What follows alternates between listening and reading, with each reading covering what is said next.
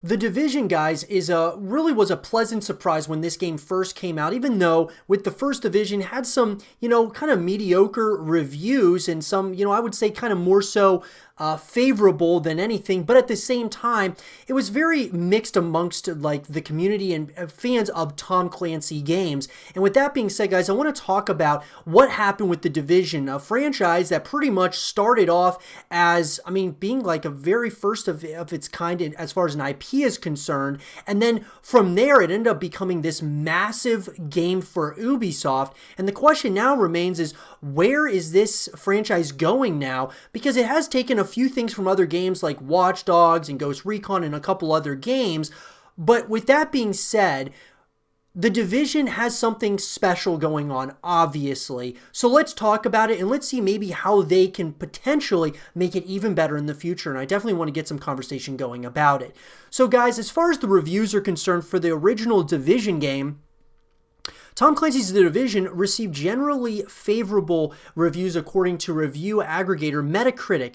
Ars Technica drew comparisons between The Division and Destiny, a first-person shooter with similar overall mechanics regarding items crafting and shared world elements. The game was also compared to modern, massively multiplayer online role-playing games, explaining that structurally, it all feels like it could have been ripped from Guild Wars 2 or a latter-day World of Warcraft, including that old MMO staple of being stuck in a server queue before diving into a game on launch, in combination with the quintessential Ubisoft design style of varying types of collectible and upgrade systems. The Division was criticized for lacking variety in its activities and missions, explaining that it does little to break or advance what is fast becoming the general form of the loot shooter genre. In fact, it takes very few risks at all, particularly with its enemies and encounter design. The Dark Zone was described as being harrowing, but was panned for sharing characteristics with the post-game content of Destiny, as being the only means of obtaining higher level gear that is ultimately only theoretically needed for further play in the Dark Zone, and for not introducing any major differences in gameplay mechanics like the raids of Destiny. So sure, guys, I think it goes without question that there were a lot of people stating that the Division was very familiar to other games and was somewhat different as well. I kind of compared it to other Ubisoft games and the similarities that I saw with like Ghost Recon and of course like Watch Dogs and such, and it just kind of felt like very similar to that. Now, the thing that bothered me the most personally about The Division was the fact that it was only really a multiplayer experience. It wasn't really any single-player story. Of course, they kind of taught you the ropes of this game and kind of introduced you to the world in a way. However, it really felt to me like from a multiplayer perspective, it was pretty good, but I just feel that games like this need to be a full package deal, like having single player experiences, co-op experiences, and of course a multiplayer. According to the review scores though, Metacritic, of course, on the PS4 was an 80 out of 100, Xbox One was an 80 out of 100, and PC was 79 out of 100, so not too bad. And then, of course, Game Informer gave it an 8 out of 10. You had, of course, IGN giving it a 6.7 out of 10, which is pretty good. PC Gamer, 68 out of 100. Polygon, 7 out of 10. EGM gave it the highest, which was a 9 out of 10. So with that being said, though, guys, I think that what we can kind of agree on is that The Division is certainly, this first one at least, was very, even though it kind of took elements and different references to other games, it still was able to build somewhat of a following. As far as the sales are concerned, according to Ubisoft, the game broke company records, including highest number of first day sales, breaking the previously set by Watch Dogs in 2014 and becoming the company's best-selling game. The Division also broke the industry record for biggest first week launch for a new game franchise, generating an estimated amount of $330 million globally. The retail version of The Division was the best-selling game in its week of release in the UK and Ireland, debuting at number 1 in the UK retail software sales chart. The game's launch marked the biggest video game debut in the first quarter of the year in the UK, breaking the record previously held by Sony's Gran Turismo 4. It was the third biggest launch of a Ubisoft game in the UK, behind Assassin's Creed 3 and Watch Dogs. The game has the highest week 1 sales for a new intellectual property, breaking the record held by Destiny. The game was number 1 in Japan, selling over 80,000 units in its first week. The NPD Group indicated that the retail version of The Division was the best-selling game in March 2016 in the US. So look, guys, the numbers don't lie, okay? When numbers don't, like, when you look at the numbers for something, a lot can be said about a game or a movie, whatever it might be, based on the amount of times someone's, amount of people who are going to watch a movie at the box office, or how much a video game is selling as far as physical copies go, or even digital copies. And that being said, you can't really, you just can't deny that it was extremely successful for Ubisoft, which is crazy to think about. When you think about all of Ubisoft's games, Assassin's Creed, you would have thought that that was probably the highest, right? Watch Dogs obviously was a new IP as well, but that was really high too.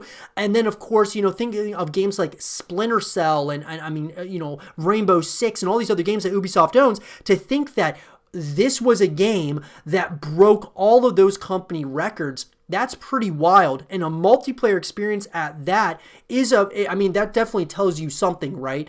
And then even though, guys, there was going to be a film adaptation. In June 2016, it was announced that a live-action feature film adaptation of The Division is in development. Jake Gyllenhaal was cast as star in the lead role, and to co-produce the film was CEO of Ubisoft Motion Pictures, Gerard Guillemette. By August, Jessica Chastain was cast in the co-starring role of the film. In January 2017, Stefan Gagin was attached to direct, though he left the project in 2018. And then in April 2018, David Leitch signed on as director. Kelly McCormick, Gyllenhaal, Guillemette, Riva Marker, Chastain, and Kelly Carmichael will act as producers for the film. And then in June of 2019, during Ubisoft's E3 2019 presentation, the company announced that Rafe Judkins served as screenwriter. Netflix purchased the distribution rights to the film and will exclusively release the feature through its streaming service.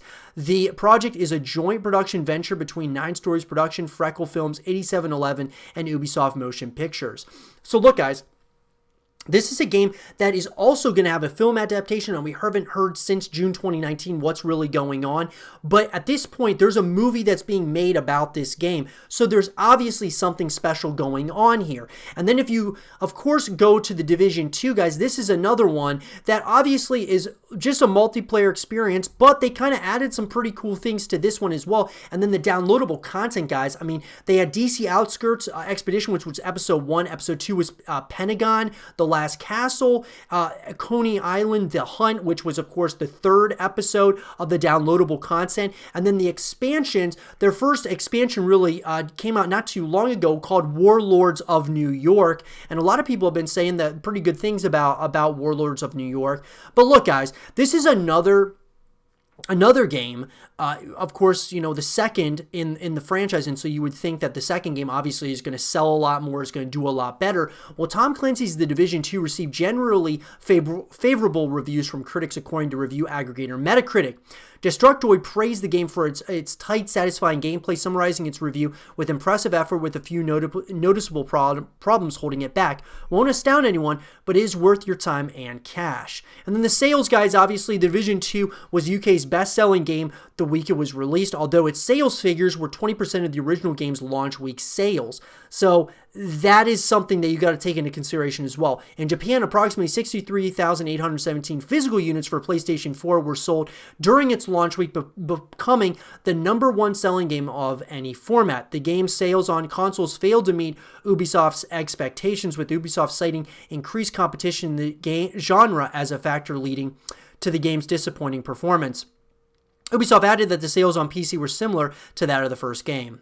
So look, this game reviewed technically better than the first one. You look at Game Informer 9 out of 10, GameSpot 9 out of 10, PC Gamer 82 out of 100, Destructoid 8.5 out of 10, and then all the Metacritic scores were a little bit higher than that of the first game. and yet it didn't have as good of launch, as far as the launch sales, and then of course where we're at right now, physical sales just didn't meet the expectations of Ubisoft. So what happened? Well, here's what I think happened, guys. When you look at these two games, right, both of them, I mean, very solid additions and to the gaming industry, in my personal opinion. Now look, the release was March 15th of 2019. Wasn't that long ago. First game came out in 2016, so you had 3 years apart. So that seems like probably enough time in between. They obviously wanted to get another Division game made because of how well the first one did. What I think should have happened was they should have maybe spread it out a little bit further between these two games. They should have brought out a Splinter Cell. That's number one. Number two, they obviously they're working on Rainbow Six. I think that Watch Dogs Legion, when that comes out, I'm excited about that. But I think other games could have kind of filled in some of the gaps there while we were waiting for Division 2. I think with some of the bugs and things of that nature in the Division 2, I really feel that it kind of hurt the experience. And I also think having a full package would have actually helped it quite a bit as well. Having like a single player story, obviously the multiplayer that's already there, and some co-op modes would have really helped the Division 2 experience as a whole. I think a lot of people out there, I don't think I'm alone when I say that there's other gamers out there that when you look at what you're going to spend your money on, you don't necessarily always want to spend your money on a multiplayer experience and that's all that you're going to get. A lot of people like having a chill way of kind of approaching games where you're able to just kind of sit down, go at your own pace at a single player story, go at your own pace with your friends on a co-op experience, and then you kind of get into that competitive mindset with a multiplayer experience. And so that's why I think that games like this, as far as the Division goes, is not that they're not popular, because obviously the Division was a very popular game, and the Division 2 is still very popular as well. These are two games, guys, that, I mean, it's a very, it's going to be a franchise that's probably around for a while, but I think they're going to pump the brakes, and I think that's a good thing. They did Warlords of New York, which was the first expansion. They're probably going to do other expansions, but just give it some time. Bring Splinter Cell back out. Bring, like more games to Rainbow Six and to Watch Dogs, and, and just give it some time. Don't turn the Division into Assassin's Creed, because we see what happened with Assassin's Creed. It did well for a while, and then it got so oversaturated, and we don't want to see that with the Division. I'll tell you that right now. I really want them to take their time with the Division 3 and, make it a full package kind of experience for gamers out there. Whether you're into single player, multiplayer, or, of course, co-op experiences, have all those things within this franchise. But let me know what you guys think in the comment section below. What do you guys think happened to the Division, even though this is a franchise that it's not like it's all doom and gloom because the Division 2 didn't sell well, or as well as, the first Division. Nonetheless, this is a franchise that shouldn't be going anywhere anytime soon, guys. But we're going to talk about how they can improve moving forward, kind of with what happened as far as the Division 2 is concerned, and how they can improve, like I said, moving forward. Let me know what you guys think in the comment section below. And for more The Division content and videos, stay here with Zero TV.